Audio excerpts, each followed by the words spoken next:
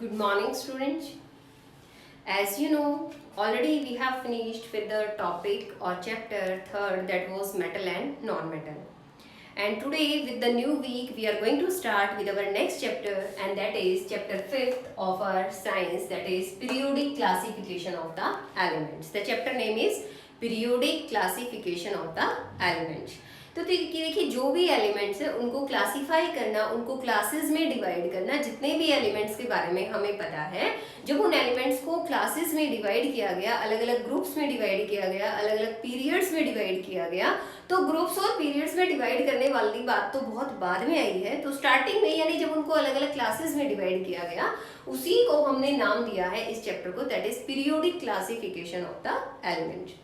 तो देखिए with in this chapter what they are saying that in year 1800 की अगर हम बात करते हैं नियर अबाउट टू ईयर 1800, जब 1800वां साल था, तो कहते हैं there were only 30 elements known. सिर्फ 30 एलिमेंट ऐसे थे जिनके बारे में हमें पता था। Only the 30 elements were known. After that, as the time passes, the scientists they used to discover the new elements. उन्होंने नए नए एलिमेंट्स को डिस्कवर करते रहे। So by the year 1865, अगर हम बात करते हैं कि 1800 से लेकर 1865 तक यानी 1865 ईयर में उन्होंने अप्रोक्सीमेट 63 एलिमेंट्स को डिस्कवर कर दिया। They discover we can say they leads to the discovery of 63 elements. And if we talk about the present कि उस टाइम से और अगर आज तक के बारे में अगर हम बात करते हैं, so today we are known with total 114 elements. हमारे पास टोटल 114 एलिमेंट्स की एक लिस्ट होती है। Now we are having the total 114 elements, as we can say we completely know these elements. उन एलिमेंट्स के बारे में हमें बहुत कुछ पता है। So total elements till today, the present, we can say till present that we know that is 114 in the number. तो देखिए अब इन एलिमेंट्स को क्या करना था, ग्रुप्स में डिवाइड करना था, इनको क्लासीफाई करना था, अलग अलग क्लासेस में डिवाइड करना था। तो बहुत सारे साइंटिस्ट क्या कर रहे थे, अपनी कोशिश किए जा रहे थे, केमिस्ट जो थे वो अपनी कोशिश किए जा रहे थे कि किन एलिमेंट्स को किस बिहाफ पर किस पर्टिकुलर ग्रुप में रखा जाए। कि जैसे कि अगर हम एक बायो का एग्जाम्पल उठाते हैं कि हम किस बिहाफ पे किन कैरेक्टरिस्टिक के बेस पर किसी को एनिमलिया किंगडम बना दिया कि नहीं, यानी कुछ ऑर्गेनिजम्स ऐसे हुए हमने उन्हें एनिमल किंगडम में डाल दिया, कुछ ऑर्गेनिजम्स ऐसे हुए उनको हमने प्लांट किंगडम में डाल दिया, कुछ ऑर्गेनिजम्स ऐसे हुए जिन्हें हमने माइक्रो ऑर्गेनिजम्स में डाल दिया। Is it clear? So in the similar way here also in case of chemistry the elements they were also divided into the different groups. उनको भी अलग अलग ग्रुप्स में डिवाइड किया गया। तो बहुत सारी थ्योरीज आई, बहुत सारी थ्योरीज फेल हो गई। लास्टली हमारे पास वी कैन से कि प्रेजेंटली जो थ्योरी है वो हम लास्ट में पढ़ेंगे, क्योंकि वो थ्योरी जो है वो सबसे ज्यादा सक्सेसफुल मानी गई है। तो हम स्टार्ट करते हैं कि कहाँ से स्टार्टिंग हुई एलिमेंट्स को डिवाइड करने की, अलग अलग क्लासेस में, अलग अलग ग्रुप्स में, अलग अलग पीरियड्स में, यानी किस तरह से वो क्लासिफिकेशन स्टार्ट हुआ। तो देखिए क्लासिफिकेशन किस तरह से स्टार्ट हुआ कि अटेम्प्ट्स फॉर द क्लासिफिकेशन, कि बहुत लोगों ने कोशिश की, बार बार कोशिश की कि एलिमेंट्स को अलग अलग क्लासेस में डिवाइड किया जाए। तो देखिए यहाँ कहते हैं कि जर्मन केमिस्ट हुए जॉन वॉल्फगैंग डोबनियर, जर्मन केमिस्ट थे, यानी ये केमिस्ट्री में काफी मशहूर थे, बट वी कैन से एक जनरल साइंटिस्ट थे जो कि केमिस्ट्री फील्ड में काफी वी कैन से फेमस थे। तो उन्होंने जो कहाँ से बिलोंग कर रहे थे, जर्मनी से। नेम क्या था, Johann Wolfgang Dobereiner. The name was Johann Wolfgang Dobereiner. अब उन्होंने क्या किया कि he relates the chemical properties of the elements with the atomic mass। जो केमिकल प्रॉपर्टीज थी किन्हीं भी एलिमेंट्स की, सपोज हम नाइट्रोजन, हाइड्रोजन, ऑक्सीजन, ये सारे क्या हैं, एलिमेंट्स हैं। तो इनकी जो केमिकल प्रॉपर्टीज हैं, जब इनकी केमिकल प्रॉपर्टीज के बारे में बात हुई तो what he has done, he relate there chemical properties with the atomic मास। यानी सबसे पहले जो केमिकल प्रॉपर्टीज को रिलेट किया गया डोबनियर के थ्रू, तो किसके साथ रिलेट हुआ, रिलेट किसके साथ किया गया, एटॉमिक मास के साथ उन्होंने रिलेट किया। On the basis of this atomic mass, यानी जहां केमिकल प्रॉपर्टीज को एटॉमिक मास के साथ रिलेट किया गया, तो केमिकल प्रॉपर्टीज के बिहाफ पे उन्होंने क्या किया कि एलिमेंट्स को ट्रायड्स की फॉर्म में, यानी कुछ ग्रुप्स ऐसे बनाए जहां पर तीन तीन एलिमेंट्स को उन्होंने एक साथ एक ग्रुप में रखना स्टार्ट कर दिया, and that group was called to be a triad. उसी ग्रुप को जो नाम दिया गया दैट वाज अ ट्रायड, उसे ट्रायड का नाम दिया गया, try add we can say. तो triad means three elements in the same group. तो ये ट्राइड किस तरीके से बनाए गए, किस प्रॉपर्टी के बिहाफ पर बनाए गए, यानी 3 एलिमेंट्स को एक साथ रखना। अब उसकी मेन कैरेक्टरिस्टिक क्या थी कि सेंटर में जो एलिमेंट होगा, बीच का जो एलिमेंट होगा, उसका जो एटॉमिक मास होगा किसी भी ट्राइड में, suppose we have taken the example of lithium, sodium and potassium, तो कहते हैं इनमें जो बीच वाले का एटॉमिक मास होगा वो दोनों के एटॉमिक मास के अरिथमेटिक मीन के बराबर होगा। तो आपको मैथमेटिक्स में पता है arithmetic mean, how to find out the arithmetic mean, कि take the atomic mass of both of these, here it is 7, then this is 39 and we will divide it by 2. So what we can say, this is equal to total 46, 46 by 2, if we say this is equals to 23. तो देखिए यहाँ बीच वाला जो है sodium जो है, इस tried की अगर हम बात करते हैं तो यहाँ सोडियम का जो एटॉमिक मास है that is 23. तो देखिए यहाँ क्या आता है, it is 23. So here what we can say, the arithmetic mean क्या होता है, क्या कह रहे हैं, तो यानी मेन जो ट्राइड की प्रॉपर्टी थी, ट्राइड के बिहाफ पर वो क्या थी कि properties of the elements in triad are similar. एक तो जो प्रॉपर्टीज थी, चाहे लिथियम की बात करें, चाहे सोडियम की बात करें, चाहे हम पोटेशियम के बारे में बात करें, कह रहे इन सब की जो केमिकल प्रॉपर्टीज है एक तो वो सेम रहेंगी। एक तो ये कैरेक्टरिस्टिक थी ट्राइड की। दूसरी कैरेक्टरिस्टिक क्या बनी, देखिए कहते हैं atomic mass of the middle element, कि मिडल एलिमेंट का जो एटॉमिक मास होगा it was approximately equal to the arithmetic mean of the rest of the two. जो बच गए हैं दो, उनके अरिथमेटिक मीन के बराबर रहेगा। तो अरिथमेटिक मीन कैसे निकालेंगे, इसका एटॉमिक मास और थर्ड का एटॉमिक मास, उसको डिवाइड करेंगे 2 से तो किसके बराबर आ जाएगा, सेकंड के एटॉमिक मास के बराबर। So suppose it is the first triad अगर हम बात करते हैं, then we can take the example of second triad. अगर सेकंड ट्राइड का एग्जांपल अगर हम लेते हैं, so here it is calcium, strontium and this is barium. क्या क्या लिया हमने, calcium, strontium, barium. The atomic mass of calcium it is 40, atomic mass of strontium it is 87.6 and barium it is 137.3। तो क्या कहेगा कि इन दोनों का जो अरिथमेटिक मीन होगा वो इसके अप्रोक्सीमेटली बराबर रहेगा। तो कैसे, if we say 40 plus 137.3, so it is equal to 147.3, approximate आ गया।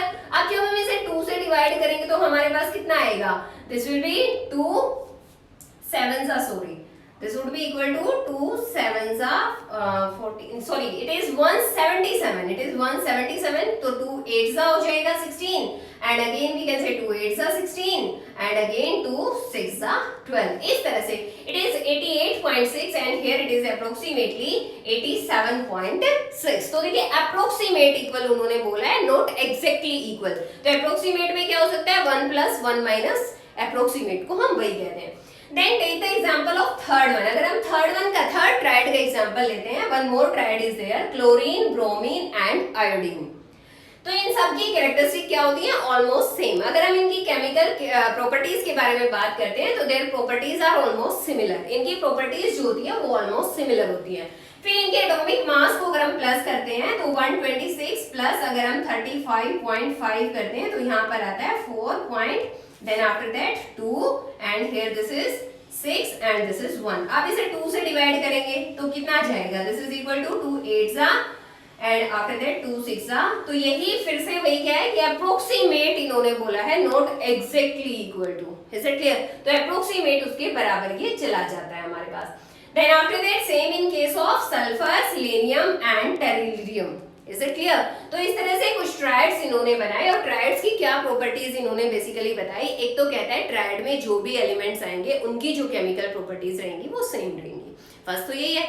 सेकेंड कहता है ट्राइड में बीच वाले एलिमेंट का जो एटॉमिक मास है वो क्या रहेगा, it would be equal to the arithmetic mean of the other 2 elements. जो बाकी 2 एलिमेंट बचेंगे कि सोडियम का जो एटॉमिक मास होगा वो लिथियम और पोटेशियम के एटॉमिक मास के अरिथमेटिक मीन के बराबर रहेगा। Is it clear, I think यहाँ तक सभी को क्लियर है। तो ये तो थी हमारी क्या प्रॉपर्टीज ऑफ द या कैरेक्टरिस्टिक्स ऑफ द ट्रायड्स। अब कहते हैं ये जो क्लासिफिकेशन उन्होंने दी, किसने, डॉबर्नियर क्लासिफिकेशन के नाम से ये हमारे पास फेमस है। तो कहते हैं डॉबर्नियर क्लासिफिकेशन फेल क्यों हो गई, उसके पीछे क्या रीजन था। इसके पीछे मेन यही रीजन था कि उस टाइम तक जितने भी एलिमेंट्स नोन थे ये सभी एलिमेंट्स को ट्रायड के फॉर्म में अरेंज नहीं कर पाए, यानी कहीं पर ये फॉर्मूला सेट हो रहा था और कहीं पर ये फॉर्मूला सेट नहीं हो पाया। तो इसी वजह से ये जो प्रॉपर्टी थी, क्योंकि देखो कोई भी रूल कभी कब लागू होता है, जब वो सब पे अप्लाई हो जाए, लेकिन जहां जहां ये रूल अप्लाई नहीं हुआ वहीं पर ये थ्योरी क्या हो गई, फेल हो गई, and that's why this theory was rejected. उसी वजह से ये जो थ्योरी थी ये अपने आप में रिजेक्ट हो गई, और इसके बाद जो new theory I that was Newlands law of octaves, that was Newlands law of octaves. तो देखिए अभी हम पढ़ेंगे न्यूलैंड्स लॉ ऑफ ऑक्टेव के बारे में। तो अभी देखिए हमारे पास नेक्स्ट जो लॉ हम पढ़ने जा रहे हैं that is about the Newlands law of Octave, यानी ये नेक्स्ट अटेम्प्ट थी जो किसने की थी, अलेक्जेंडर न्यूलैंड ने की थी। इन 1866 में उन्होंने ये कोशिश की कि एलिमेंट्स को क्या करें, क्लासिफाई करें अलग अलग ग्रुप्स में या कॉलम्स में। तो किस बिहाफ पे उन्होंने यानी ये क्लासिफिकेशन करने की कोशिश की, he arranged all the elements in order of the increasing atomic mass, कि इंक्रीजिंग एटॉमिक मास की सीरीज से इन्होंने क्या किया, एलिमेंट्स को अरेंज करना स्टार्ट कर दिया।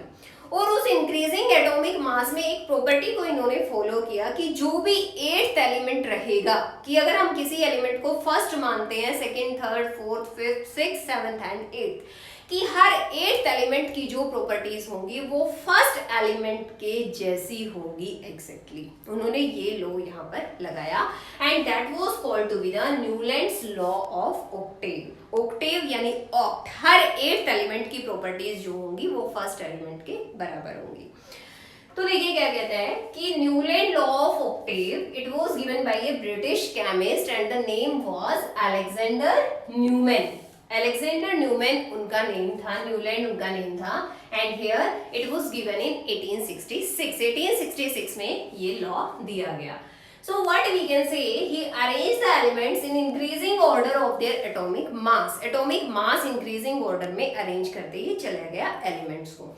अब क्या हुआ, उन्होंने प्रॉपर्टी क्या दी कि हर 8th एलिमेंट की जो प्रॉपर्टीज हैं they will be similar to the first element.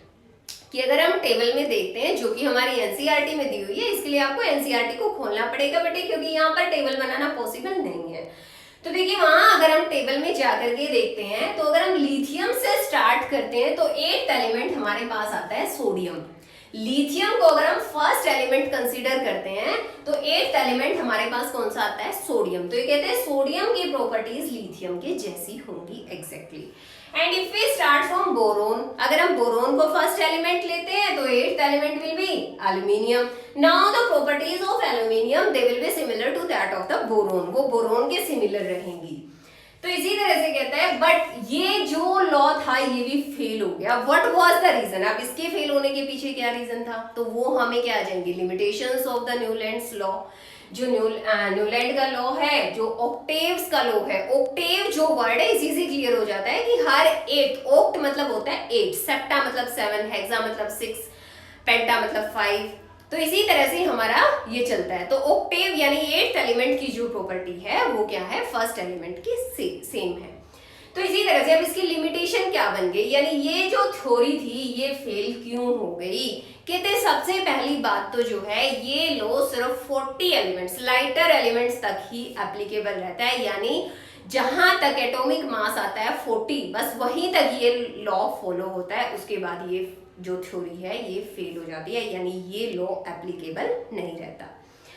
After that बढ़ते से कि 1866 तक ओनली 56 एलिमेंट्स वर नोन। सिर्फ 56 एलिमेंट ही क्या थे, नोन थे उस टाइम पर। Till 1866 only we can say 56 elements were known। और अगर हम 56 एलिमेंट्स की बात करें तो ये कहता है कि ये लॉ जो है, यानी उस टाइम तक सिर्फ 56 एलिमेंट्स नोन थे और इन्होंने ये कह दिया इसके बाद कोई एलिमेंट डिस्कवर नहीं होगा। लेकिन इसके बाद अगर आज हमारे पास 114 एलिमेंट है, 114 elements we are having the knowledge of 114 elements, तो कहता है बाकी सारे बाद में ही तो डिस्कवर हुए हैं। तो जब सारे बाद में डिस्कवर हुए हैं तो हाउ दे कैन सी कि नेचर में सिर्फ 56 एलिमेंट्स ही पाए जाते हैं। इन्होंने ये दावा किया कि नेचर में सिर्फ 56 एलिमेंट्स ही पाए जाते हैं, इसलिए भी ये थ्योरी हो गई फेल। Is it clear? तो ये कहते हैं according to this law only 56 elements existed in the nature but after that many new elements were discovered. बहुत सारे नए एलिमेंट्स उसके बाद भी डिस्कवर हुए हैं और जब उन एलिमेंट्स की डिस्कवरी को फिर से उसी टेबल में फिट करके देखा गया तो उन एलिमेंट्स ने इस लॉ को भी फॉलो नहीं किया, तो ये थ्योरी क्या हो गई, completely discard. After that sometimes the two elements were placed in the same slot। कई बार क्या हुआ, जहां प्रॉपर्टीज मैच कर गई वहीं उन्होंने दो एलिमेंट्स को उठा के एक ही स्लॉट में रख दिया, यानी एक ही कैबिन में डाल दिया उठा के दो को, तो ऐसा तो पॉसिबल नहीं होना चाहिए। और कई बार क्या हुआ, इवन सम अनलाइक एलिमेंट्स, कई बार तो ऐसा भी किया हुआ था जो एलिमेंट्स एक दूसरे से मैच नहीं कर रहे थे, जिनकी प्रॉपर्टीज मैच नहीं कर रही थी, उनको भी उठा के एक ही स्लॉट में रख दिया, तो यहाँ भी इन्होंने गड़बड़ कर दी, इसलिए फिर से क्या हो गई, ये थ्योरी फेल हो गई। अब ये कहते हैं नोबल गैसेस, जो कि बहुत बाद में डिस्कवर हुई है। जब नोबल गैसेस की डिस्कवरी हुई और टेबल में उन्होंने अपनी पोजीशन पकड़ी, जब उनकी पोजीशन पकड़ी तो क्या हुआ, सारा लॉ ही मिसमैच हो गया, यानी फर्स्ट और एट्थ, कहीं भी फर्स्ट और एट्थ की प्रॉपर्टीज आपस में मैच नहीं कर रही थी, तो सारी टेबल में ही गड़बड़ आ गई। इसलिए ये जो फॉर्मूला था, यानी ये जो अटेम्प्ट था क्लासिफिकेशन का, ये जो कोशिश थी एलिमेंट्स की क्लासिफिकेशन के लिए, वो भी क्या हो गई, फेल हो गई अपने आप में। तो आई थिंक ये सभी को क्लियर है। आंसर आपको यहीं से मिल जाता है, जो कहते हैं लॉ ऑफ ऑक्टेव्स, यानी 8 एलिमेंट के बारे में बात कर रहे हैं, हर 8वें एलिमेंट की प्रॉपर्टी फर्स्ट से सिमिलर होती है। तो यहाँ पर ये सारा सब कुछ हमें इसमें पढ़ना है, आपको बहुत केयरफुली इन चीजों को समझना है। तो आई थिंक इतना आज के लिए काफी है। Thank you and have a nice day.